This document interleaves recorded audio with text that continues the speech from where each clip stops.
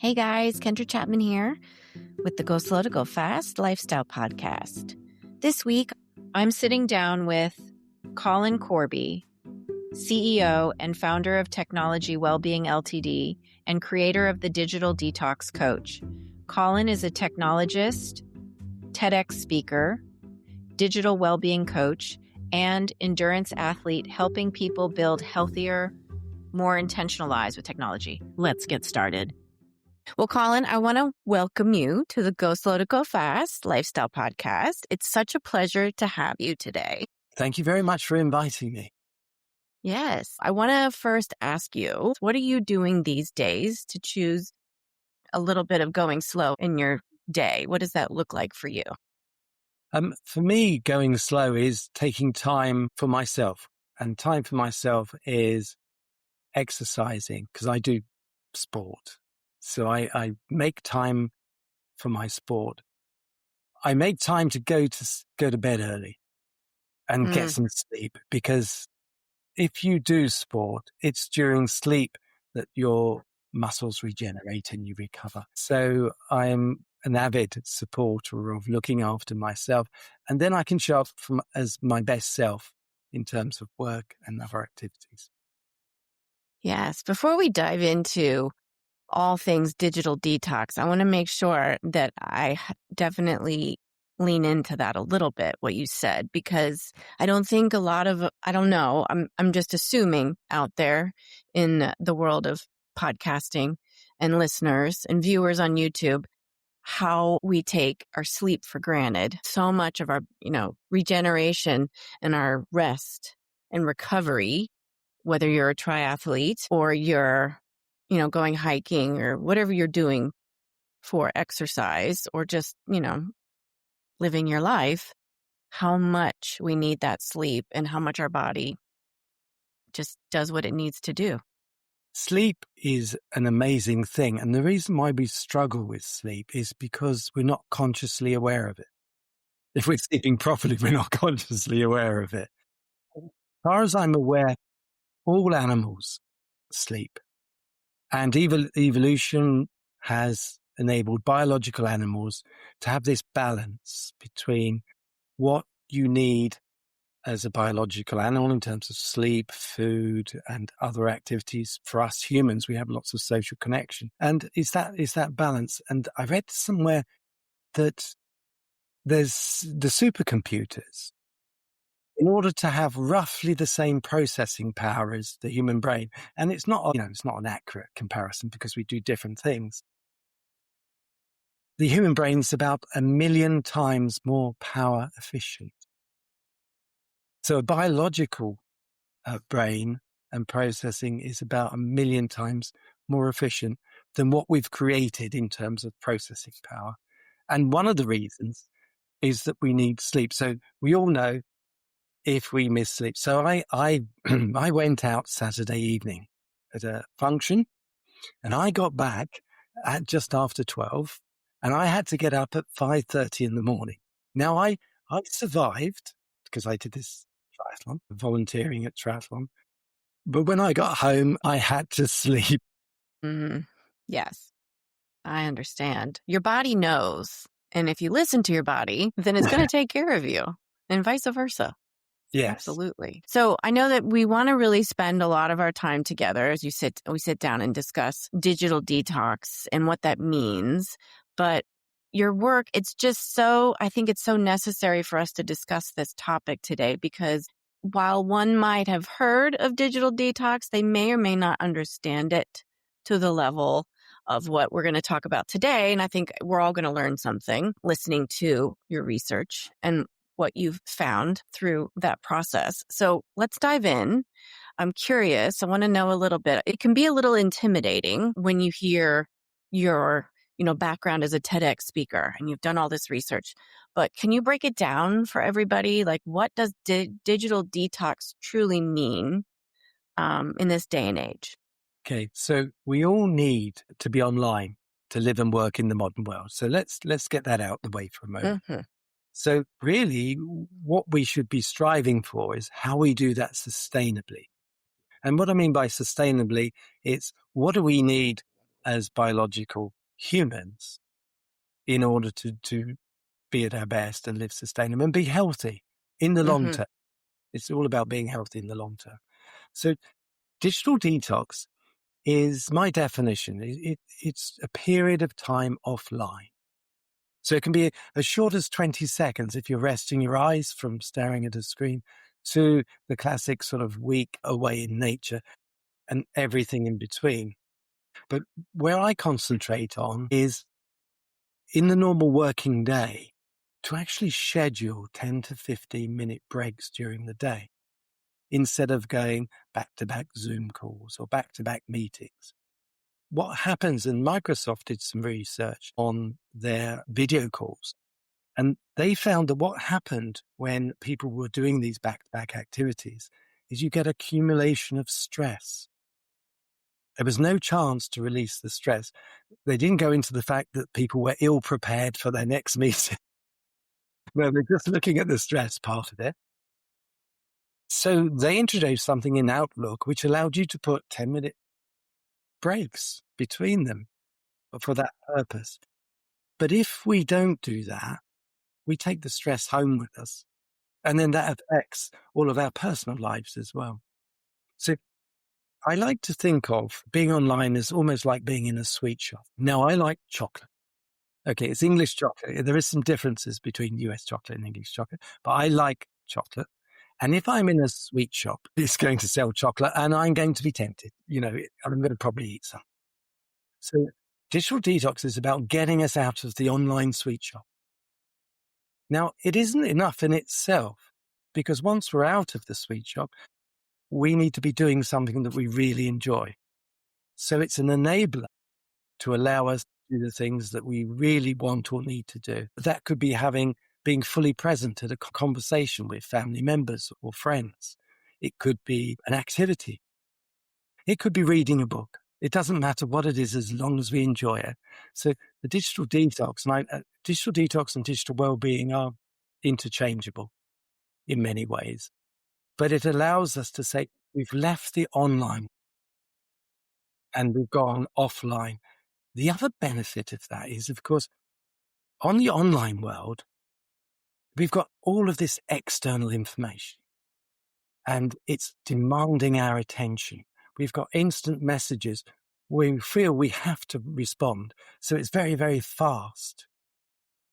When we're offline, we've got enough time to think and we've got enough time to process, because the deeper skills in the human brain just take longer. And that's why reading physical books is so good, because you can get into the character. You can feel what the character is feeling. So we just need time. So it's about slowing down. But the best part of it is, if we take the breaks, we're better at work. We're more productive. Yes. Right. Yes. The true meaning of going slow to go fast is in that one sentence of, if you're able to be offline for a period of time, whatever that looks like for you, you will do more productivity and more things with, focus in the long run. Yeah. I mean, our attention spans have been reducing online. And I think Professor Gloria Mark did some wonderful research for information workers. And she found that the attention span had reduced from something like 2.5 minutes to just 47 seconds. But she did an amazing thing. She had managed to persuade one company to turn off the emails for one day for one group of people. And the attention spans rose again. Not to the 2.5 minutes, but it was much better than 47 seconds. And that was just one day of emails. Yeah. Silenced. Okay. Interesting. Can you imagine if you go on a retreat for, once a quarter for one day? Okay. I mean, That's a lot of people feel it necessary, even when they're on their holidays or with the family, to have their work phone out. Now, in the US, it's much more prevalent than in Western Europe. But I've heard that. I just didn't really know if you would agree with that finding. So you do see that as the Americans tend to let that interrupt their day and live that way more than anybody else. Because in the US, it's almost like a badge of honor How many hours can you work? Are you fully available and all those sorts of things. But in European country, the research is saying, well, you're just not as good. A lot of companies say we have lots of holiday in Europe, so apologies for that. But you need to be away from work to recover and be at your best at work. Imagine going to a hospital and the surgeon had been working all hours, no time for rest and recovery, and it was an important operation. It's probably better not to think about it. Right. Absolutely. And I can't say what it's like for the doctors in America, but I have a feeling they probably work too many hours as well. Yeah, I agree. And I mean, this is somebody coming from someone who was in the hospital for a week, and I had the hardest time not going on a device. But I knew it was better for me to take the time to recover. Yes. That's the whole point. But, if we don't, then our bodies are going to eventually. Like what you were saying, with sleep, if you're doing sleep right, you're not even going to notice because you've slept so well. I think So when you sleep's the have, interesting, yeah, sleep's the interesting one because if you don't do sleep right, it tells you about it very, very quickly, and the health consequences are rapid. That's an easy one, but not eating a good diet, you might not notice any effects for years. so, with your findings, as you've done your research and you've explained what digital detox is in I think, pretty clear detail. And the fact that, you're letting us off the hook a little bit with, we have to be involved in some sort of digital interfacing throughout our day. That's just how the world works now. But it makes sense. And it's not about removing technology completely out of our lives. But like you said, if you just take one day or a couple of minutes or a few hours away, you're going to notice a difference. So, would you say that taking a break is as important as having that human connection while at work, but not on internet or screens? Like, would you say they're just as important, breaks and connection? Or would you So just say that? now here's the thing. It's not either or. So let's say you're taking a break from your screen and you're getting a coffee. Then coffees or water coolers or those sorts of things, human connection for us is vitally important. Real human connection, as in the real world. There's lots of studies. The US Surgeon General issued a report the other year about the loneliness epidemic in the US. And I think he said something like, we're the most connected people ever, but we've got a loneliness epidemic. And the reason is being online is connection is amazing. If you don't live local to people during COVID, it is absolutely essential. But it's not instead of actual connection with other humans. I mean, can you imagine not cuddling your child, for example, in the physical world, trying to do that online? We get so much information when we speak to people. It's not only the words and how they're said, it's facial expressions, it's body position. We have to, and this is why we need to go slower. We have mirror neurons, and in order to feel what the other person feels, we have to take that and imagine what that is. So if you're sad, I can't fully feel that unless I'm a little bit sad myself when I've replicated that. I heard something amazing about when we look at a bird flying, in order to fully appreciate a bird flying, we somehow try and imagine what it would be like for us to fly. And that's how we give meaning to things. And that's so important. We're social animals, and the reason why it's important is its safety, its security. And it goes back to our 1,000 years of evolution. Right. Yeah. And I mean, I would think anybody out there listening or watching would be able to, remember back to a time where maybe you had a meetings back to back to back online during COVID. We remember what that felt like. And hopefully that's not what your day looks like now. And hopefully you've been able to reconnect and come back to work and you're in a more social setting more often than not. But, every now and then there are times where we have to have days like that where we're on the computer more than we would like. Do you have any strategies, suggestions that you wanted to kind of share with the listeners and the viewers to kind of think through their day of like how they might build that out so they could, honor their time and be more productive at the same time? So there's a very simple thing. Most companies don't really have a communication strategy. And what I mean by that is we might receive an email. It might be urgent. It might not be. We might receive an instant message. We might receive in-apps messaging.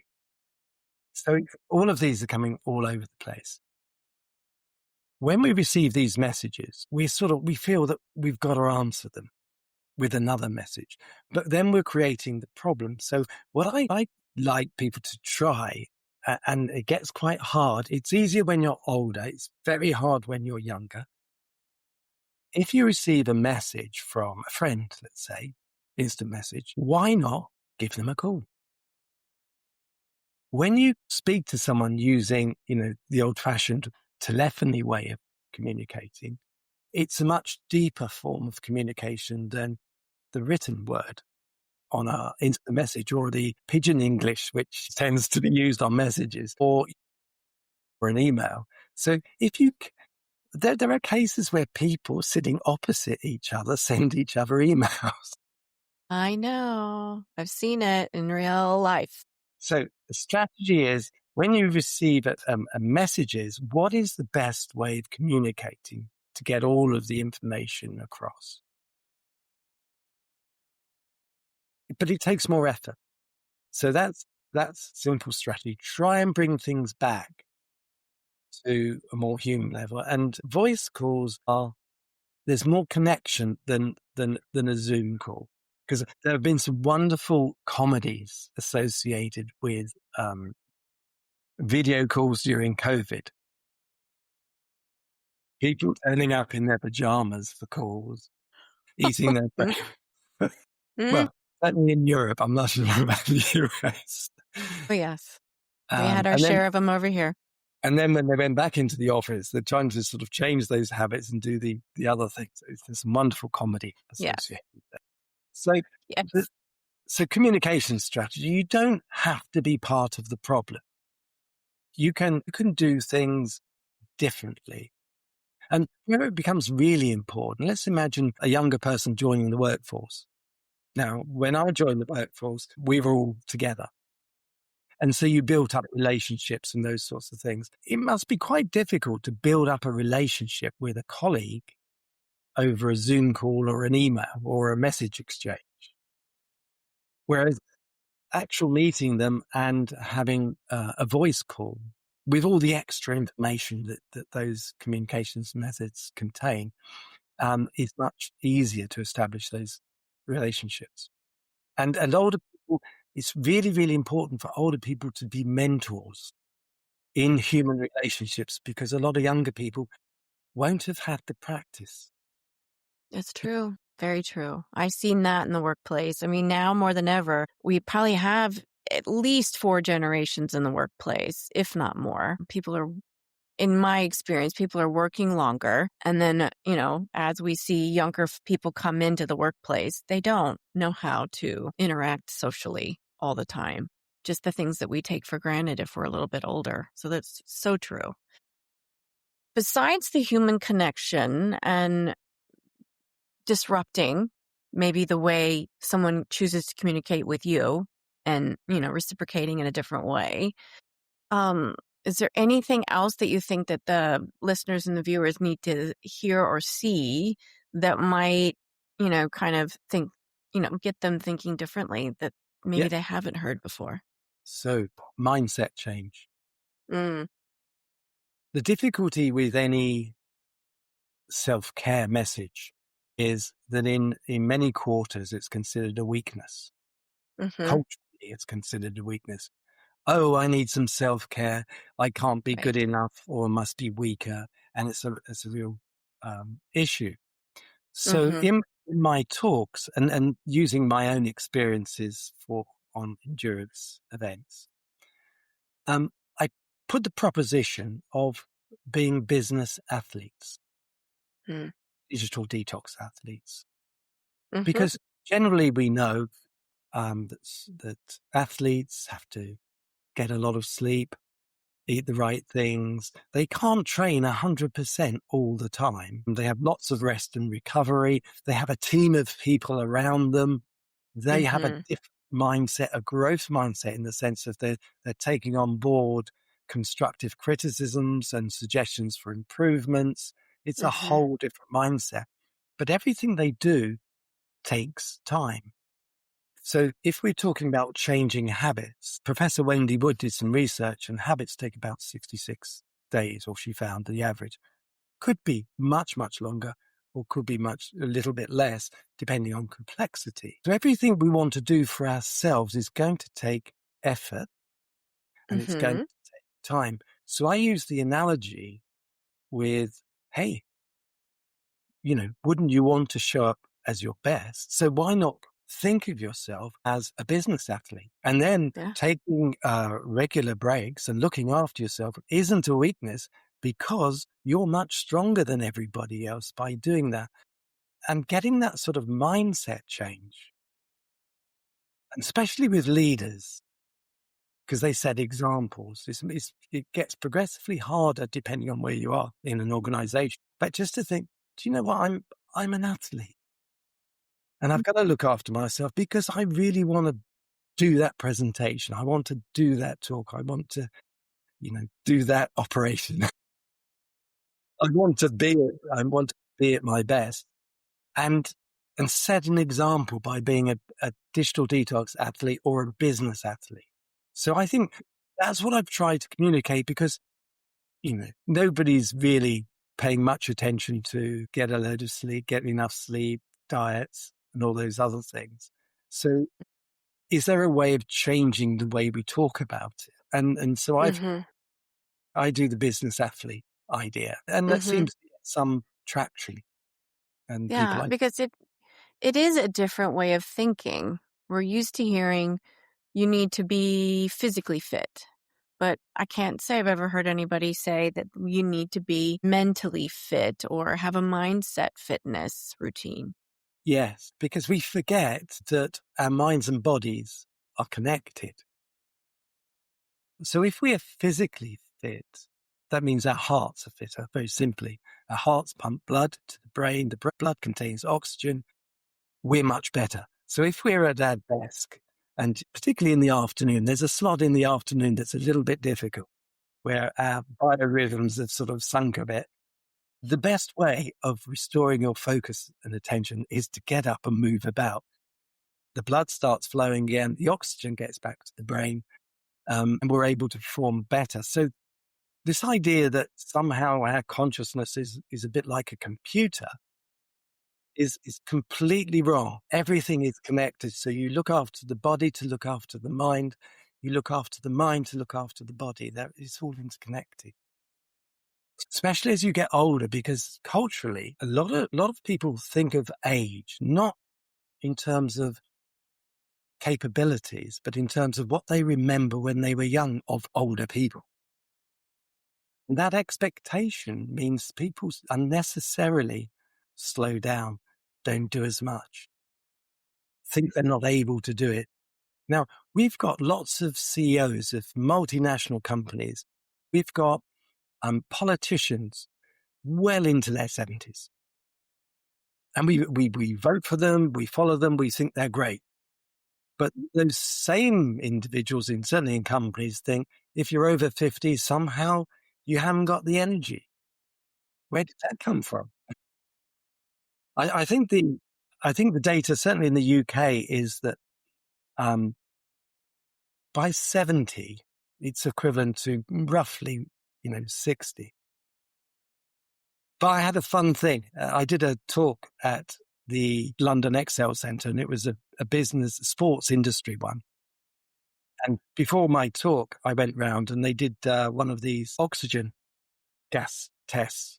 Took 10 minutes. And it must have upset the algorithm because I came out 11 years younger. And that's by being a sports person. Now, and so I'm mostly a swimmer. All that's saying is, I mean, that's not necessarily right because the human body is so complex.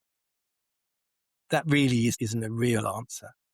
But in certain aspects, parts of the body appear to be younger. And the great thing about exercise is that you destroy muscles and they regrow. And there's starting to be a little bit of evidence that say that process of constant renewal is helpful in the aging process. Certainly with mental health.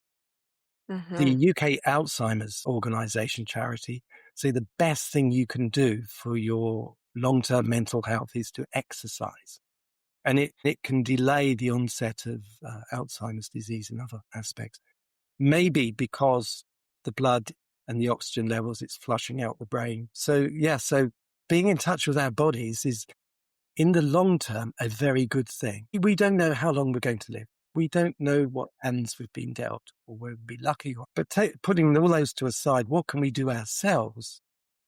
Then looking after our bodies is in our control. Yes, absolutely. So for, a busy, let's say mom out there who has a million things going on, kids are going this way and that, they've got to drop the kids off and then go do their thing and then pick the kids up at school. Then the kids come home. Do you have any suggestions for like setting boundaries, maybe in the home with kids, having to get online maybe once in a while for homework, but just the devices? And, it's a selfish question coming from a mom of kids who are starting to really want to do a lot of video games and they have their screens, and I'm just limiting as much as possible. Any suggestions maybe for parents out there these days? So, and this is going to be a hard thing because parents have got to set the example. So you can set boundaries. The easy boundary is meal times, but it has to apply to everybody. You might have other times of the day or activities, and you can say, look, none of us, we've got a family agreement that we're actually focused on this together. And it's just as hard for the parents as it is for the children. But that's a very simple piece of advice. It involves the parent, involves the family. When you go out with friends, when you go to a cafe or restaurant, agree with your friends that actually we want to be with you. You're my best friend. I want to be fully present with you. Let's agree that we're not going to use the phone. And because it's amongst adult friends, you can set up some forfeits, some funny forfeits, because we're going to be caught. We're going to be caught out. So have some funny forfeits, which then make it funny. So there's no blame. It's funny. Oh, I didn't manage it and all the rest of it. Maybe. But in the family situation, if you've got a child wanting attention from a parent and the parent's on the phone, there's a sort of rejection process going on. And that causes lots of complications. So the other thing I'd say is whenever you can, because busy parents can't do this all the time, don't multitask.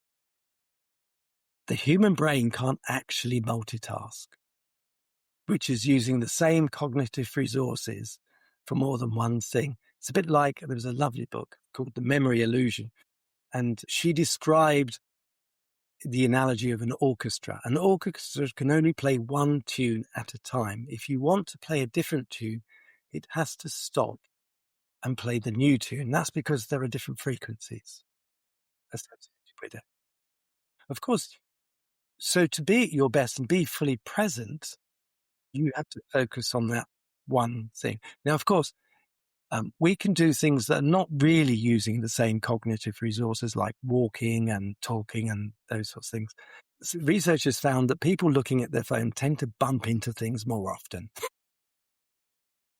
And when we're in and when we're driving and a situation comes up where we need to pay attention, we stop Mm, talking to our passengers.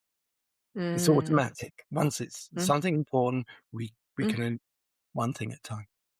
Yes. I mean, I can remember there were people that were doing contracts where they would sign saying they weren't going to use devices while they drive. And I think some vehicles along the way with technology have gotten to the point where they try to really cancel that out. But people still text and drive. I mean, But I don't so, know I don't know in the US, but certainly in the UK and probably in Europe, mhm. it's illegal. You can get stopped and have points. And the reason is that you're not paying attention to the road. And not paying attention is dangerous not only for you, but for everybody around you. But people still do it. And we've had that in place for at least 10 years. Mhm. Mhm. Yeah. I mean, in some major cities and, DC, I know Washington, DC, and, in Nashville, you can't text and drive. You'll be pulled over. But, people still do it outside of the city or in the city, depending. So, yeah, the human behavior is always going to find a way around certain parameters. But I think if we're just more mindful, like you said, But thinking a lot about, of those things we're acting on autopilot. mm, So out of habits. mm, And that's so ingrained because we've been on our smartphone. I mean, the first Apple iPhone was 2007. And in a very short period of time, relatively speaking, we've all done the same things on our smartphones every day for years. So in order to change that, and it comes back to this athlete idea, that you can't run a marathon on day one. If you're going to run a marathon, you've got to have a training program and you've got to have lots and lots of practice. And then generally speaking, if your health is good, most people, if they really want to, could finish a marathon if they did the right training. And with better digital habits, you can do the same, but it takes time and effort. And that's the thing I try and get across.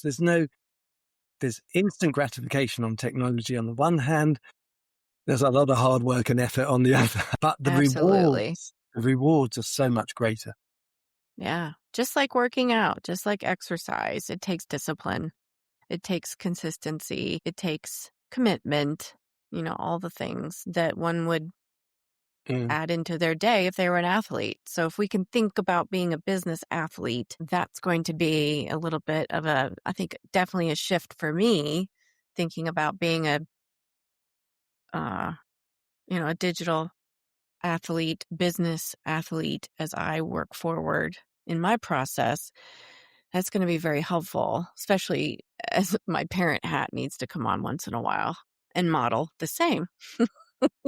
Yes. It's very hard when you've got children because you've got Mm, you've got multiple demands, but there are hmm. times when you can read a book with a child or you can help them with Yes. their homework. I mean, I've got a grandchild now and I'm thinking I need to be much fitter Mm-hmm. Yeah. because Yes. they need so much Absolutely. attention. Yes. Well, and I think like you said, when you go out with your friends, you have like fun things that will, you'll agree to if someone breaks the rule that you set in place. You could do the same with kids, come up with an agreement. And if someone breaks that rule, then we have a funny, consequence The that, idea of so with young children, it is because their brains are still growing. The skills that we develop when we're young are based on our experiences.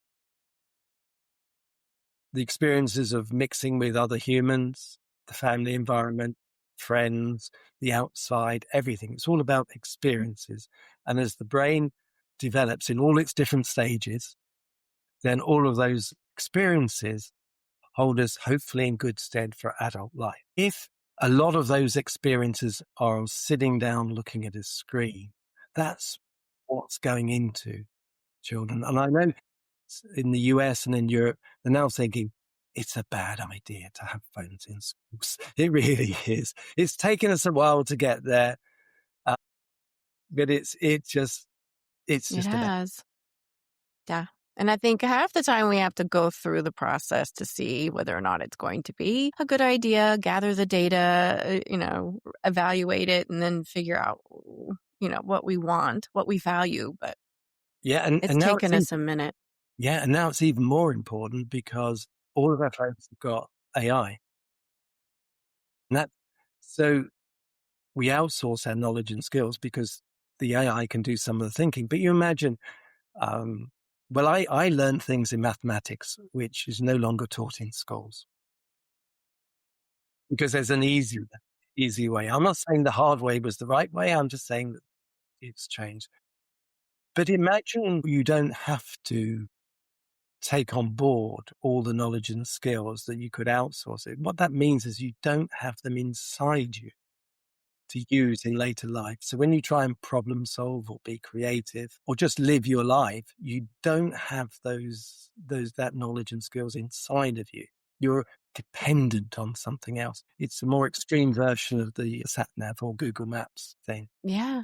Yeah. I mean, we were cleaning out a space in our house yesterday, and one of my boys was helping me, and I had a map of London, funnily enough. And my son was like, "Why do you need this when you have your phone?" And I was like, "Well, when I bought that map, I didn't have a phone. It's been probably 20 plus years since I bought that map." And I said, and it would probably still be useful, although some things have probably changed in London. I'm sure that the major pieces, Yeah. the tower and the bridge and all the things, they're still there. So we could probably use that map. But it's just so funny the way that they think. And, But maps are very interesting because some of the researchers suggest that if you look at memory, how did memory evolve in the animals? And one of the most important things for memory is to know where you are and to know where and have this spatial awareness of where danger might be or where food might. And I think I can't remember the names, but there was a Nobel Prize given out for being able to identify these particular aspects of the brain that had this spatial awareness. Now, you get that spatial awareness by observation, and part of that observation is using paper maps. That's how it works. If you use Google Maps or a sat nav in a car, all you're doing is following the next instruction. right. It's a Right. simple. Yeah. And it'll recalculate sometimes, but there are times where you don't have connection and you're going to need to use other skills. Yeah. Yeah. So it's all about the modern world, and the future of work is all about getting knowledge and skills inside of you. Mm-hmm. Digital transformation of the workplace, it's replacing many parts of everybody's job. And a lot of those AI tools are amazing. Certainly in the medical field, absolutely amazing. In education, for example, there are AI tools, and providing they encourage students to have knowledge and skills within themselves, they'll be great as well. But they don't replace teachers. No, the building blocks need to be there first. Yes. So all of these things are going on. You have to ask yourself the question, well, what about humans and what is our role? Well, actually, the online world is an artificial construct. It's something we created, most complicated thing ever, but it's a bit two-dimensional when you compare it with walking outside, the environment, with all of the things that can happen. Humans evolved to exist and make decisions at the edge of chaos. And all other animals do the same thing. We have no idea what's really out there. We have an idea of enough about what's out there in order to survive. So what is it that the future of work on humans? It has to be that interface with the complete world. And it has to be problem solving, critical thinking, and imagination. The online world is looking at the past in many ways. It's calculating based on the past. But we know that the past is no guarantee of what's going to happen in the future. And averages of averages of averages aren't going to tell you that. There was a lovely book on black swans. It's not going to tell you that something out here on the peripheral is going to have a major impact. So humans have got to be imagining things, creating new things. And to do that, we have to sort of practice taking on knowledge and skills ourselves. And those things take time. And that's the premise of going slow to go fast. That's really the slow part of the process. The fast part of the process is those eureka moments where you've solved that problem, you've got a new idea, you've had some inspiration or motivation to do something. Right. And a lot of that comes from being bored. So you can be creative and coming off of online interfaces so you can be in touch with the natural world around you and the human connection. But I think, But there is a way of doing that. So if you've got fine weather and if you're lucky enough in the garden, there's a lovely little challenge where you just choose a spot. It could be in a park, it doesn't matter. And then you sit down, you relax, maybe some breathing exercises, and you're quiet. And then you have to observe 5 things, then listen to 4 sounds. And so you go through a process of focusing your attention. So instead of being bored, what do I do now? I haven't got my phone. You say, okay, this is an exercise to just sort of, what can I see? And what happens is you start to notice little things like little ants on the grass if you're sitting on the grass, which you wouldn't have noticed before.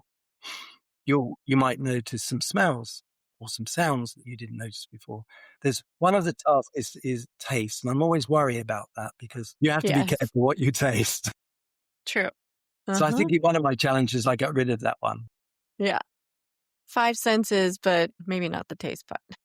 Yeah, but actually we've got incredible amount of senses and not just 5. So we've labeled 5, but actually another sense is when you're hungry.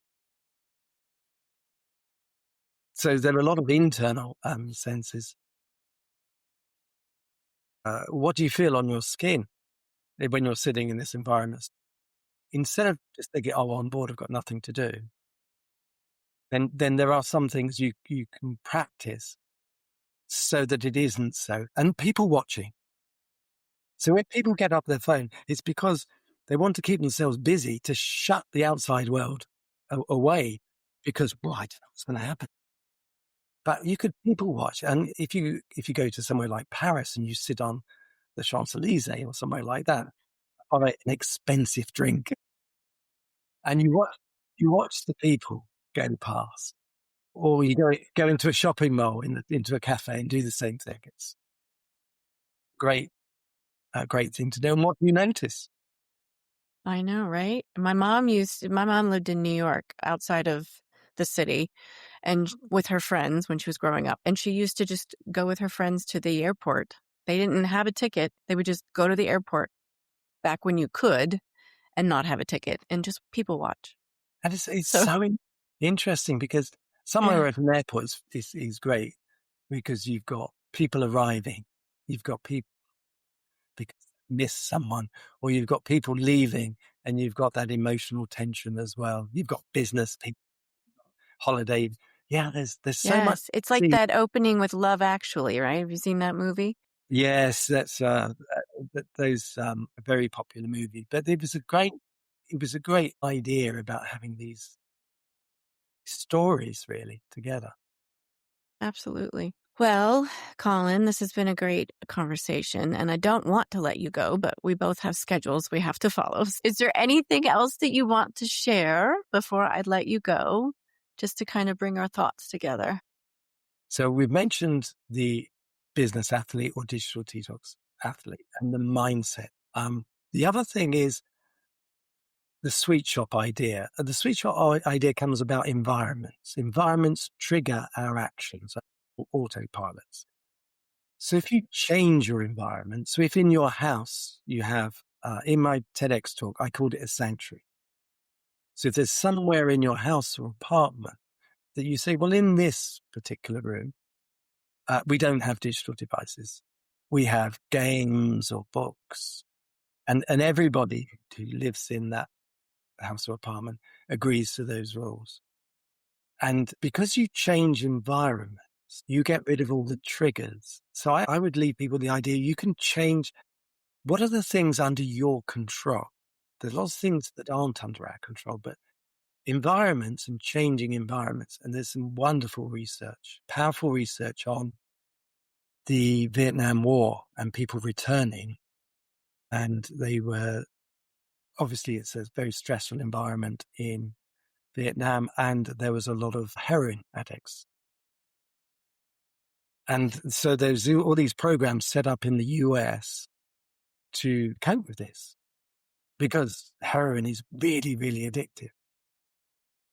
They were shocked and happily surprised at the change in environment of coming back to the US with workplace, families, and all. They lost that many with rehabilitation programs didn't relapse. And it's a very good piece of research about the power of environments. Okay. That's interesting. I'm going to have to look into that a little bit more. So literally just changing Yes, your so change your environment. environment. Have a sanctuary. You eliminate the triggers because it's our autopilot. Professor Wood, I think it was, who said something like 43% of what we do is on autopilot. Mm. And that probably includes driving. Yes, I mean driving would be a real pain if we had to think about it all the time. we have a lot of geared cars in the UK rather than automatics. Now, I know all electric cars are automatic, so that's going to disappear with history. But yeah, so we have that extra bit. Well, there's a shift going on at least in the parenting world. I'm seeing where there's companies selling corded phones again, and the idea of a landline is coming back. So it's just kind of interesting to see Yes, where all that goes. and I think for parents, you do need to know where your children are, and your children do need to contact you. So the simplified phones are certainly making a comeback, and they meet that need. You don't have to have your phone as an alarm clock in the morning. There are alarm clocks with lights that come on and all the rest of it. So you can solve most of those problems if you want to. Right. You don't have to have everything integrated into one device. You can decide what you want to work into your day. And, think about, just all the things, sleep hygiene, fitness, mindset hygiene. I think that's a great thing to be thinking about differently as well. And just the way we communicate with our family and colleagues too.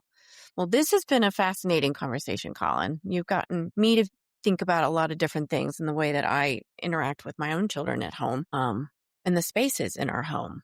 I'm going to be more mindful about that as well. Just to go slow to go fast in that realm. As mine get into preteen ages, they have a birthday this month, so they're going to be 11. Children are not just for Christmas. I mean, mine are much No. older, and Yes. yeah, they this is their house as well. Still, Mm-hmm. Yes, for sure. Yeah. Very true. All right. I'm going to include all of the places and spaces where we can find more about you, your website, and all the good things that you're doing out in the world to get that information out there. Do you have another TEDx? Like, are you planning on doing any more speaking in the TEDx world in the so next few years? the TEDx was a great tick in the box, Mm, but I'm slightly uneasy with TED because mm, TED is basically on YouTube, sell adverts. So it has to balance that. Great thing about sharing knowledge with how does the business case work? Now, they're a good organization and they're quite a small organization, but they have to do that balance. I love to give talks to organizations at events where you get that interaction with people. It doesn't have to be recorded. It just get that interaction. And I learn every time that I do it. yeah, I can imagine you get that energy from the audience and then you get the feedback as well, which is probably very helpful as well. Well, and it's on brand with you, right? Because you want to make sure that you're having that more like constant interaction that's in real time. That makes sense. Yeah, so I do a post and it should be once a week, but I don't always make that. I have a blog once a month, because it's that balance. How can I be involved in digital wellbeing, digital detox, if I'm always posting, if I'm always using analytics? My website has no analytics. Now, I know that if you have a link to YouTube and a link to Instagram and those sorts of places, those organizations have analytics, but there are no analytics built into my website. I have no idea who goes there unless I go to Google, and Google knows everything. That's true. It does. It does. Absolutely. Well, okay. So I'll make sure all of the ways to get in touch with you to find out more is in the show notes, including your website. Although you won't get the analytics on that, people can find you and they can keep up with you on your blog. Well, Colin, thank you again for being here. And it's been a pleasure. I hope you have a wonderful rest of your week, continuing to detox your way through. I have a people meeting to go to tonight. Yeah, we need more people interaction. So way to build that back into your schedule. Okay, well, thank you so much. Thank you very much for having me. All right. Thanks, everybody. And if it resonated with you, share it with a friend or two. And until next time, the light in me honors the light in you. And as you head into the rest of your week, let your light shine through. Go slow to go fast. And thanks for listening.